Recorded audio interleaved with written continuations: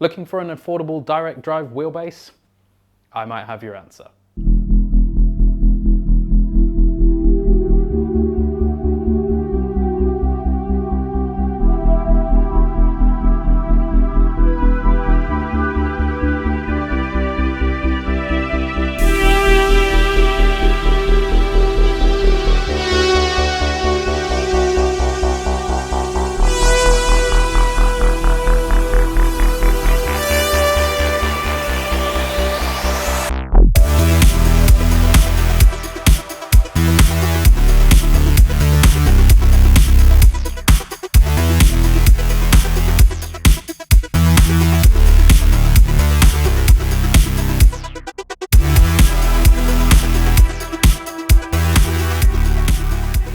Cammus DDWB 12 is a 15 Newton meter direct drive wheelbase. With that come all the bells and whistles of a direct drive base, and it means you're getting the power straight into your hands. It's built in this enormous metal housing, and it's probably the biggest and most impressive looking wheelbase that I've ever seen. It comes in at a whopping 11.5 kilos, which means that if you're going to be mounting this thing, it's going to be quite difficult to lift it and put it up and put it back down again.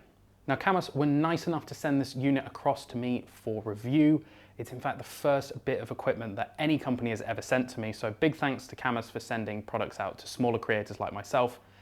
Well, we'll maybe count myself as a micro creator, but it's really important for you to know that they've had no input in this review whatsoever. They sent me the wheelbase, asked for a review, and anything I say is completely my own opinion. Now, my current wheelbase is the Fanatec CSW 2.5. It's one of my favorite wheelbases that Fanatec ever made. It's versatile, it's got great power, and overall, if you can get a good deal on it, I still think it's a great deal. Now, that's not the only wheelbase that I've had in my repertoire over the last sort of 10 years of sim racing. We started on a G29, a Thrustmaster T300 RS, and then I've had ample time with a CSL DD, a Fanatec DD1, and a DD2.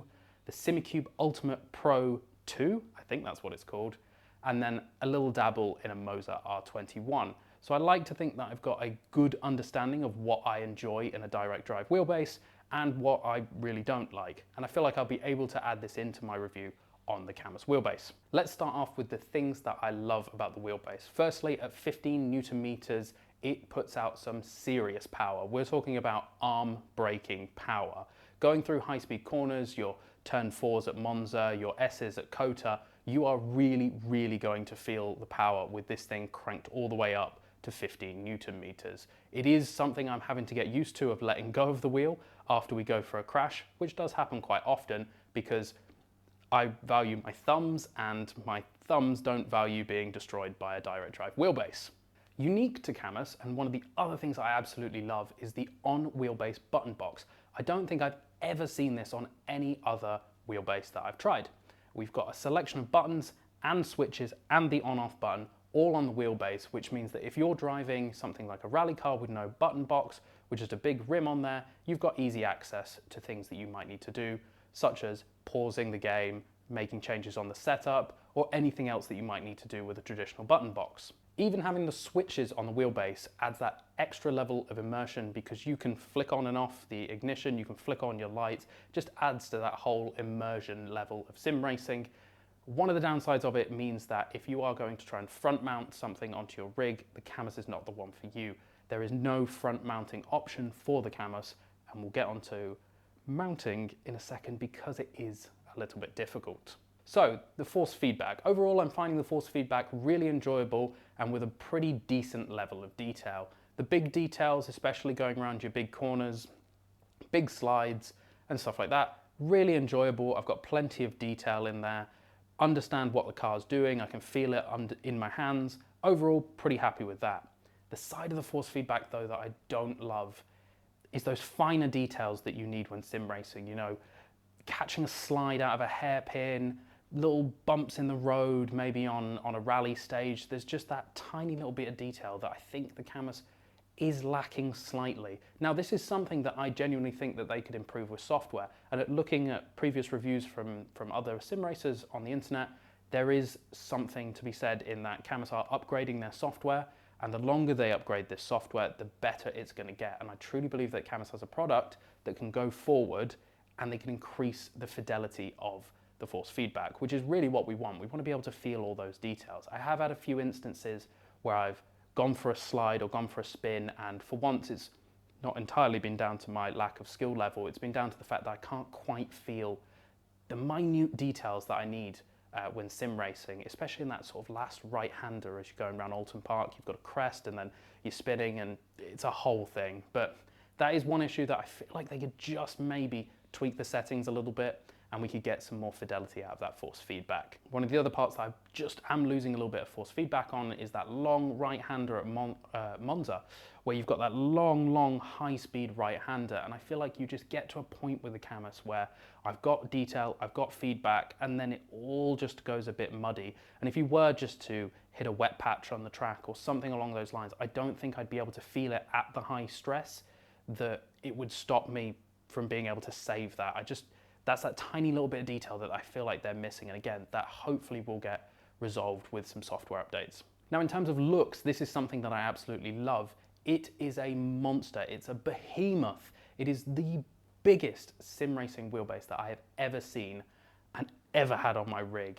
It weighs a ton. It looks imposing, but I actually kind of like that. I think it is unique. It looks different to your Mosers, it looks different to your Fanatec CSL DDs. It provides something different, and in a world where everyone's sort of going for the same look when it comes to sim racing, Cammus is doing something different, and I really appreciate that. Yes, it is a pain to move. Yes, it can be a pain to mount it, especially if you've got to hold it with one hand and try and screw in something from the bottom, and it inevitably will fall on your head. I'm going to pretend like that didn't happen to me, but either way, it looks cool. You just have to remember that if you're going to be mounting a monitor above that, this does run quite tall, so just watch out for that. You might need to adjust your monitor stand, you might need to adjust your monitor. You'll figure it out. As sim racers, we are tweakers and we like to fiddle around with things, so you'll get used to it. It took me 25 minutes to get it all set up and adjusted in the way that I would enjoy it. In terms of mounting, yes, we have some issues.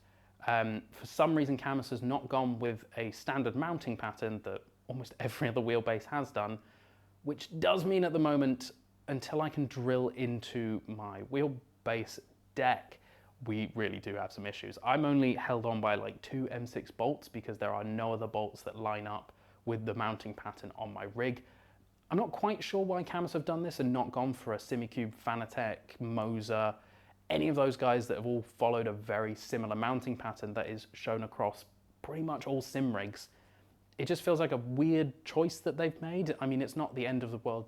Just buy a drill and drill into your sim rig, but yeah, it's just a bit odd that they've gone for this situation. But once you get it locked in and tightened down, it is rock solid and it does not move. The only issue I'm having is because of the weight and the power of the wheelbase. My little Track Racer RS6 is struggling a little bit, but that's more of an issue with my rig than it is with the actual Cammus. So in terms of what you get in the package, I was sent the wheelbase, the button box, and the wheel from Cammus. Now, the button box is fantastic. You get the QR, the quick release that Cammus have got for themselves. It is very similar to an NRG quick release, and they should probably be interchangeable. I haven't yet tested it, but you should be able to get a third-party quick release and just smash on any wheel that you'd like to. The wheel button box is fantastic. It's got great shifters. I wish they were maybe a little bit snappier, a little bit stronger. I haven't had any double shifts yet, but I could see it being an issue in maybe the future. The buttons are all right. They're just standard buttons, a little bit mushy. They do light up when you press them, but they don't stay illuminated, which personally I think is an extremely weird choice. Not for any other reason, but it just doesn't seem like there's a point to it. Switches on the button box, fantastic, great to have multi-purpose, and then the rotaries on there, they're all right. They don't take that much force to actuate, but I haven't found myself doing more than the notches that I need to on the button box. The button box overall, very happy with it. I don't love the wheel. Now I'm going to be honest, this might just be personal preference. I'm not a big fan of leather wheels. The wheel is constructed quite nicely. It's very similar to a leather wheel you might find on eBay as an aftermarket wheel, but it's just not for me. Leather wheels plus my gloves, I just slip and slide too much, and with the power that's going through, I'm really just not getting the purchase on the steering wheel that I would like. It's not the end of the world. I can fit an aftermarket wheel, but it's just something to know. If you don't like leather style wheels, then have a look at getting something that's suede or Alcantara or maybe polyurethane or plastic. Just a thought for you, because I don't want anyone to not enjoy their experience with the Cammus. So overall, my time with the Cammus has been absolutely great. It's my first direct drive that I've had at my house to put in a lot of hours. Now, I definitely am not getting the detail that I would get through a DD1, DD2, or a SimiCube Ultimate Pro 2, but that's not the point. This is half the price, more than half the price of those systems.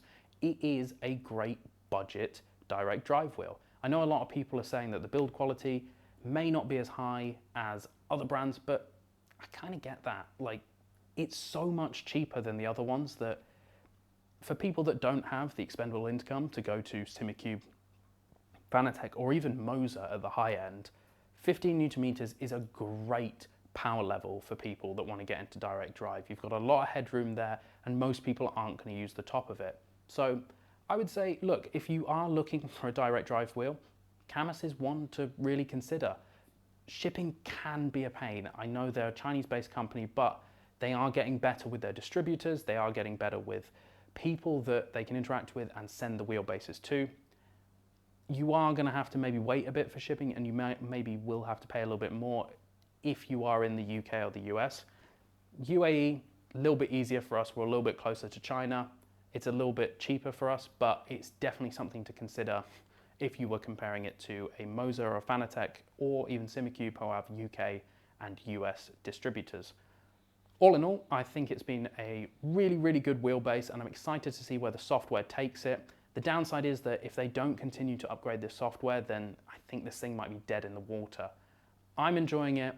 I think if you get a chance to try one, do give it a go. It's definitely not got the fidelity that I'd want compared to the other bigger brands, but for the price of it, I think it's a great, great wheelbase.